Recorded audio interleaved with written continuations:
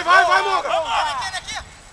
Sem falta! O Planeta Guarani acompanhou na tarde de ontem no campo do 2º Belog, Praça 31 de Março, aqui no Exército de Campinas, o treinamento do time B Bugrino comandado por Michael Robin. Nesta tarde, Michael Robin realizou um treinamento coletivo para a definição da equipe que enfrentará o Paulista de Jundiaí no próximo sábado, às 15 horas, no Brinco de Ouro da Princesa, e nós pudemos presenciar um coletivo muito disputado. Ao final, os titulares venceram as reservas pelo placar de 3-1. O técnico, porém, não informou a equipe titular que entrará em campo contra o Paulista no Brinco de Ouro da Princesa.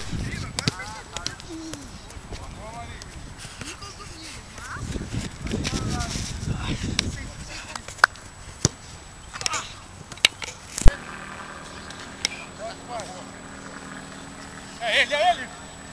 Golaço! Boa! Joga a luva, Dani!